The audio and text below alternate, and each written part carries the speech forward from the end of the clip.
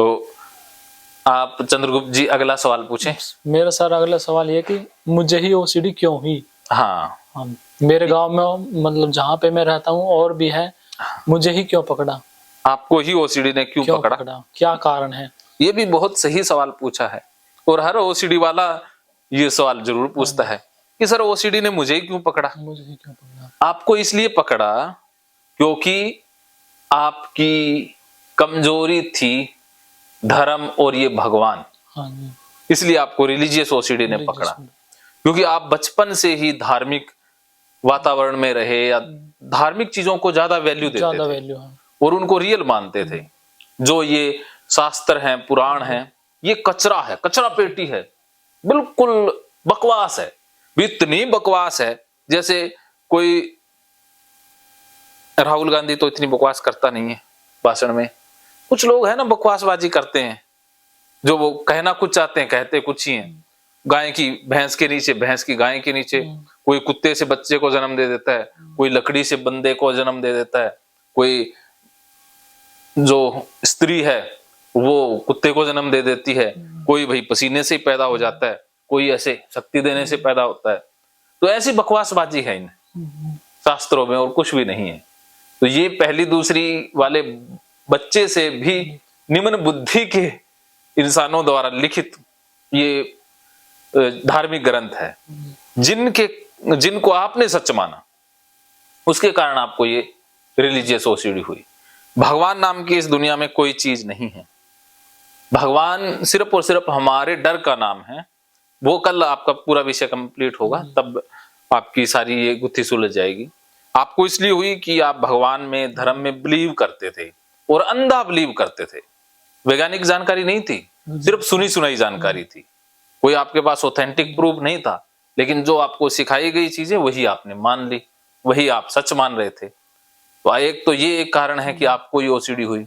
दूसरी ये कि भगवान कुछ करते हैं, ये आप मानते हो कि भगवान के मंदिर में गया, लात मार दी या मूर्ति को तोड़ दिया तो वो बात उस तक पहुंचती है और वो कुछ करेगा आगे, वो रिएक्शन करता है। अब देखो एक महमूद गजनी आया, हाँ जी, 17-12 हाँ, तो उसने तो मंदिरों को तोड़ फोड़ दिया था, सोमनाथ के मंदिर को, और भी बहुत से मंदिरों को लूटा गया। तब भगवान कहाँ गया, मूर्ति कहाँ गई भाई? उनका क्यों नहीं बिगाड़ा? तब भी हमारे हिंदू इतने बेवकूफ थे कि वो ऐसे शीश झुकाए खड़े रहे कि अब ना भगवान है ना, यहाँ इसको लेके आया है, शैतान को यहाँ आके अंधा करेगा, यहाँ इसको सजा देगा। वो मार मूर के सारा चला गया और एक बार इतना कत्लेआम हुआ कि उसने 50,000 हिंदुओं को मार दिया और किसी ने चुप तक नहीं की। वो कुछ सैनिक थे, कुछ 100 सैनिक थे और सब 50,000 को मार दिया। देखो, अगर वो सारे तलवार या अपने हथियार उठाते तो उन हमलावरों का नामो निशान मिटा देते, लेकिन हम इतने अंधविश्वासी हैं कि भगवान ही करेगा। हिंदुस्तान गुलाम इसी वजह से रहा है, हमारी सोच गुलाम है, इसलिए हिंदुस्तान गुलाम रहा है, वरना हिंदुस्तान को कोई गुलाम नहीं बना सकता था। तो ये कारण है कि आप धर्म को या इनको बहुत ज्यादा वैल्यू देते थे और सच मानते थे, इसी कारण हुआ सच। और भगवान के खिलाफ कोई भी सेक्सुअल विचार या कुछ तोड़ने फोड़ने वाला विचार आपके लिए बहुत खतरनाक विचार था, अब नहीं है। अब नहीं है। उसे बहुत ज्यादा इंपॉर्टेंस देते थे। इस विचार के कारण आप सब कपा जाते थे, घबरा जाते थे, विचार आते ही घबरा जाते थे। इस कारण से आपको ही रिलीजियस ओसीडी हुई। अब मेरे मन में आ जाए मूर्ति तोड़ने वाला, लात मारने वाला, तो मैं तो खुश हो जाऊंगा, चलो आज तो बढ़िया मजा आएगा। और मैंने तो बचपन में मूर्तियां तोड़ी भी हैं, आग जला लगा दी थी मूर्तियों को, बहुत से। वो भय निकट गया ना आपका। अब मेरे मन में तो भय क्या, मेरे मन में सारा ही डाटा जीरो है, क्लियर है कि रियल क्या है, नकली क्या है, शीशे की तरह साफ है, शीशे की तरह। मृत्यु, जन्म, सारे कंसेप्ट क्लियर हो गए। अब मेरे लिए ना कुछ बचा ही नहीं है, कुछ प्राप्त करने को नहीं बचा, ना कुछ खोने को बचा, ना मेरे को कोई जीने में लालच है, ना मृत्यु का कोई डर है। चाहे मैं कल मरता आज मर जाऊं, मेरे को रत्ती भर भी फर्क नहीं पड़ने वाला। ना मेरे को कोई पैसे कमाने नहीं है, मैं ऐसे नहीं है कि पैसे लूंगा नहीं, फीस के मैं बहुत पैसे लूंगा, तो ऐसे का लुत्फ उठाऊंगा। जिंदगी के जितने भी ऐसो आराम है, सुख सुविधाएं हैं, भोग के जाऊंगा, गरीबी में नहीं जीऊंगा। तो ये मेरे असूल हैं, लेकिन बाकी नहीं छोड़ के जाऊंगा। ना कोई अगला जन्म, ना कोई पिछला जन्म, एक जन्म ये मिल गया, इसको भरपूर जीना है। तो इसलिए मेरे अब कंसेप्ट क्लियर है, तो मेरे को कोई दिक्कत ही नहीं है। सर तीसरा सवाल मेरा है क्या, अच्छा एक बार इसके ऊपर एक और मैं बता देता हूँ। हाँ जी।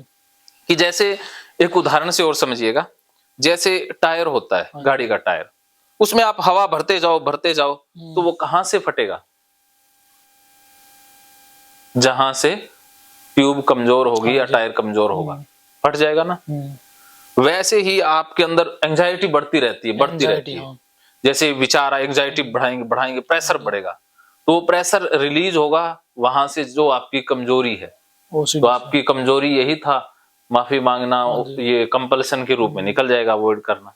तो धार्मिक जो एरिया है ट्यूब में, जैसे एक धार्मिक एरिया है, किसी के अंदर कंटेमिनेशन, साफ सफाई वाला है, तो एंजाइटी बढ़ी किसी कारण से, किन्हीं विचारों के कारण, तो जिसकी सफाई कमजोरी है उसको गंदगी वाली ओसीडी पकड़ लेगी।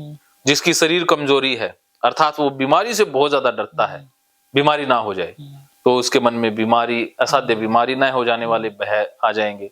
जिसके लिए ये धर्म भगवान कमजोरी है, उसको रिलीजियस होगी। और जिसको ये नुकसान या खतरा या कुछ अनहोनी ना हो जाए, वो कमजोरी है, तो उसको चेकिंग ओसीडी आ जाएगी। ऐसे ओसीडी किसी भी फॉर्म में निकल सकती है। असली है एंजाइटी, कि आप एंजाइटी ज्यादा लेते हो, घबराते बहुत ज्यादा हो, और फिर धार्मिक आपका परिवेश रह गया, तो दोनों चीजें जुड़ गई, तो रिलीजियस ओसीडी में कन्वर्ट होगी।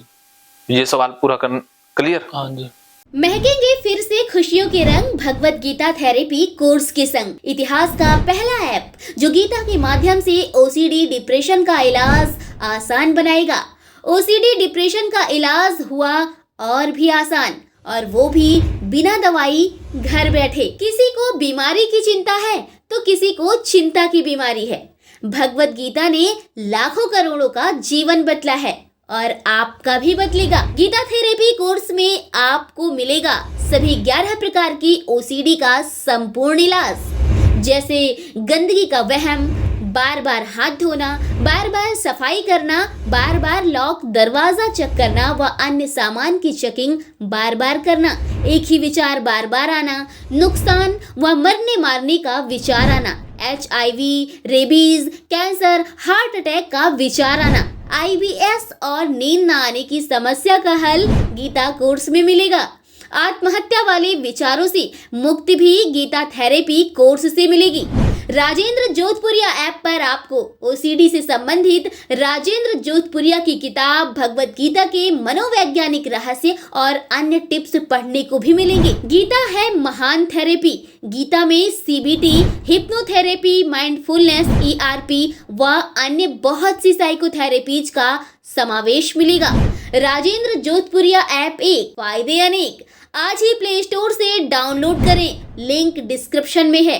तो देर क्यों, अभी जाइए डिस्क्रिप्शन में और लिंक पर क्लिक करके प्ले स्टोर से अभी डाउनलोड कीजिए राजेंद्र जोधपुरिया ऐप और पाइए अपनी सभी समस्याओं का हल।